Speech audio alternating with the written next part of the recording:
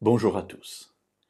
Jésus traverse un jour le lac de Galilée et se retrouve de l'autre côté, dans le pays des Géraséniens, et là il rencontre, si je puis dire, un personnage extraordinaire. C'est un démoniaque qui a été déjà lié avec des chaînes en fer, il a fait exploser les chaînes, il est rempli d'une force incroyable, il crie sur tout le monde, il menace de tuer tout le monde, bref, tout le monde en a peur et tout le monde évite cet endroit. Et Jésus va à sa rencontre. Il chasse les démons qui étaient en lui, et l'homme redevient normal, on peut l'habiller, il n'est plus rempli de cette fureur, il n'est plus rempli de ces démons, il a été libéré. Mes amis, quand on vit une telle libération, bien sûr, il y a tout d'abord de la joie. Une joie énorme parce qu'on passe de la mort à la vie. Il y a ensuite une deuxième réaction, c'est la réaction de la reconnaissance.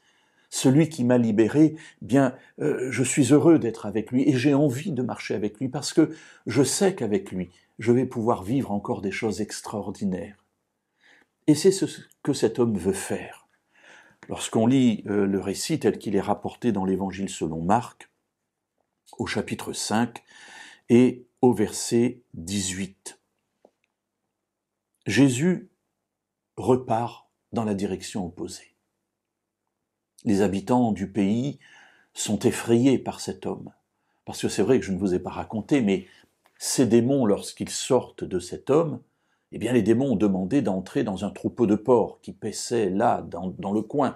Et comme ils sont entrés dans ces porcs, les porcs ont été précipités par les démons par-dessus la rive pour aller se noyer dans le lac de Tibériade.